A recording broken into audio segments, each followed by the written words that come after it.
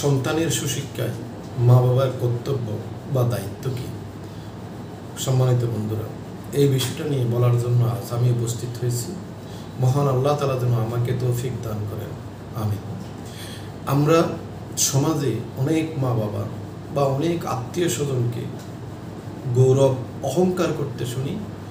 অমুকের ছেলে বড় ডাক্তার, অমুকের ছেলে সচিব, অমুকের ছেলে বড় সরকারি চাকরি করে, বড় পুলিশ অফিসার, বড় আর্মি, জজ, ব্যারিস্টার, ইঞ্জিনিয়ার, অমুকের মেয়ে গায়িকা, অমুকের মেয়ে নায়িকা, অমুকের মেয়ে অমুক হয়েছে, এরকম অনেক গৌরব করতে আমরা দেখি। কিন্তু যখন সেই গৌরবের মা বাবা, সেই সুসন্তানের মা বাবা যখন জটিল রোগে আক্রান্ত হয় কিংবা কোনো বার্ধক্যে উপনীত হয়, তখন সেই মা বাবাকে 2 মিনিট দেখার জন্য, সেই মা বাবাকে দেখার জন্য 2 মিনিট সময় বিয়ে করতে পারে না। সে 2 মিনিটের জন্য মা বাবার সঙ্গ দিতে পারে না। আমরা তো এমন অহরহ দেখি, বৃদ্ধাশ্রমে এরকম হাজার হাজার মা বাবা পড়ে আছে, যাদের ছেলে মেয়েরা অনেক বড় বড় অফিসার, অনেক বড় বড় ডাক্তার, ইঞ্জিনিয়ার, জজ, ব্যারিস্টার। কারণ তাদের সময় নাই, তাদের সময়ের মূল্য অনেক বেশি, তারা অনেক বেশি ব্যস্ত। আরও কি দেখি জানেন? সেই মা বাবার মৃত্যুর পর অনেক সন্তান তো জানাজায় অংশগ্রহণ করতে পারে না। সেই অহংকারী সন্তান, যদিও কোনো সন্তান জানাজায় অংশগ্রহণ করে, সেই জানাজায় কি পড়তে হবে সে নিজেই জানে না। হায় আল্লাহ, এমন সন্তান, এমন গৌরবের সন্তান, সেই মা বাপ তাকে দুনিয়ায় দেখালো, তাকে এত বড় অফিসার বানালো, তার মা বাপের শেষ দিনেও সে জানাজায় কি পড়তে হবে তা জানে না। কারণ মা বাবাও তো সেই শিক্ষা তাকে দেয় নাই, তাকে সেই শিক্ষায় শিক্ষিত করে নাই, তাকে দুনিয়াবি চাকচিক্যের শিক্ষায় তাকে বড় করা হয়েছে, সেই দুনিয়াবি চাকচিক্যেই বড় হয়েছে। আর মৃত্যুর পর এমন সন্তান 5 বছর, 10 বছর, 15 বছর, এমন জীবদ্দশায়ও কোনোদিনও মা বাবার খবর জিয়ারত করার সময় তার হয় না। কারণ জিয়ারতে কি পড়তে হয়, কিভাবে জিয়ারত করতে হয় তাও অনেক সন্তান জানে না। তাহলে কি লাভ হলো এই সন্তান? মা বাবার কি উপকারটা হলো এই সন্তান জন্ম দিয়ে, এমন শিক্ষা দিয়ে?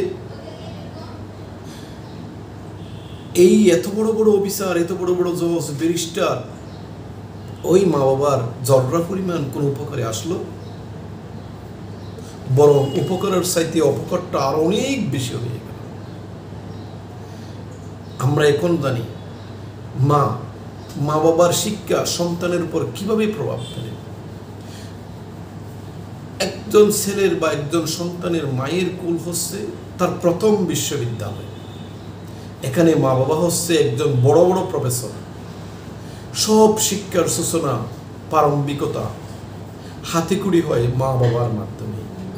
মা বাবার শিক্ষাই পরবর্তী জীবনে সন্তানের জন্য, জীবন ধারণের জন্য, জীবন যাপনের জন্য একমাত্র পাথেয় হয়ে দাঁড়ায়।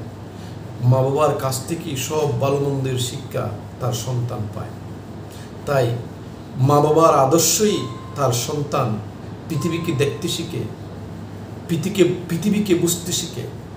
এক কথায় সন্তানের মন মানসিকতা, মনন, চিন্তা চেতনা সব কিছু পুরোটাই মা বাবার শিক্ষার কৃতিত্বের উপরে নির্ভর করে। বলতে গেলে মা বাবাই এখানে সব কিছু। তাই সন্তানকে সবচেয়ে যেটা উচিত আগে, তাকে ইসলামী শিক্ষায় শিক্ষিত করা। ইসলামী শিক্ষা বলতে এখানে নিজেকে চিনা, তার স্রষ্টাকে চিনা, তার জীবনকে চিনা। সে যদি তা না চিনে, তাহলে তার পুরো সেই মা বাবার পুরো জীবনটাই বৃথা।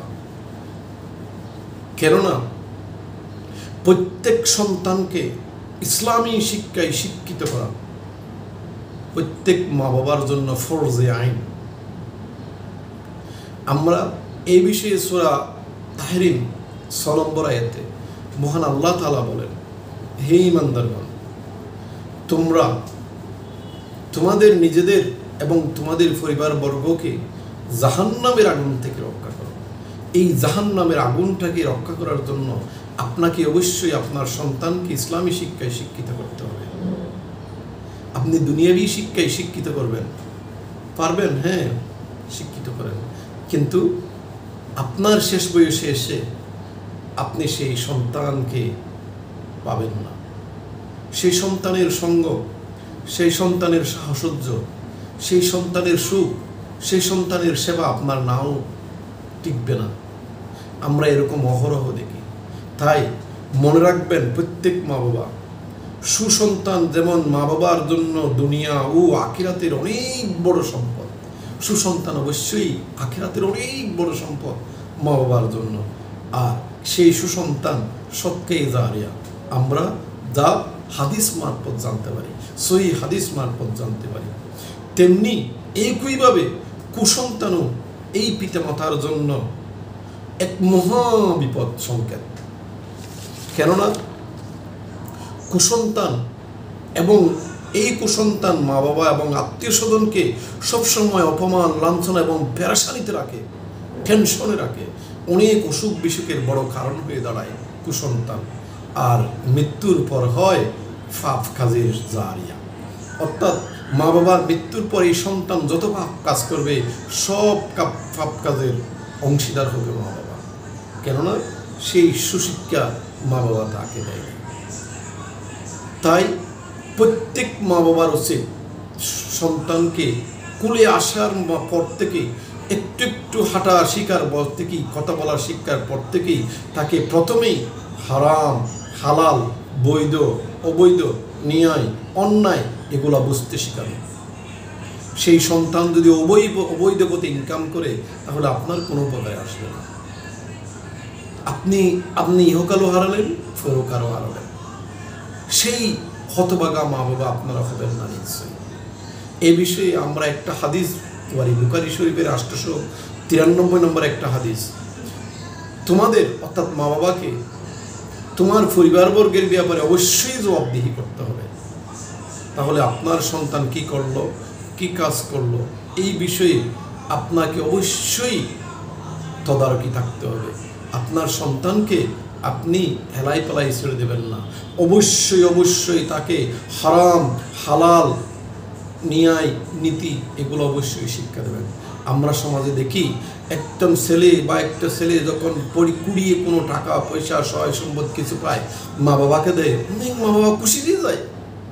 আল্লাহ, এই মা বাবার জন্য দুর্ভাগা যে মা বাবা সন্তান যখন কিছু কুড়িয়ে পায় বা চুরি করে নিয়ে সে মা বাবাকে টাকা দেয়, সেই মা বাবা খুশি হয়ে যায়। তার মানে সেই সন্তানকে শিক্ষা দিলেন আপনি। তাহলে আমরা এমন দেখেছি, এমন মা বাবা হাজার হাজার লক্ষ লক্ষ কোটি কোটি টাকা সেই সন্তান ডাকাতি করে এনেছে, চুরি করে এনেছে, বদমাশি করে এনেছে। মা বাবা মহাসুখে সন্তানকে নিয়ে গৌরব করতেছে। সেই মা বাবার জন্য করুণা হয়। মৃত্যুর পর দুনিয়াতেও এই মা বাবা ফেরাশান্তি ভুগবে এবং মৃত্যুর পর তো তার কোনো রেহাই নেবে না। কারণ সৎকায়ে জারিয়া, কুসন্তানের ফাফির জারিয়া তার জন্য চিরকাল থাকবে। এমন মা বাবা হওয়া থেকে আল্লাহ তুমি আমাকে রেহাই দাও, আমাদের সবাইকে রেহাই দাও। আমরা প্রত্যেক মা বাবার জন্য সন্তানকে সুশিক্ষায়, ইসলামী শিক্ষায় শিক্ষিত করে তুলতে পারি, সেই তৌফিক দান করো। আমিন সুম্মা আমিন। আসসালামু আলাইকুম ওয়া রাহমাতুল্লাহি ওয়া বারাকাতুহু।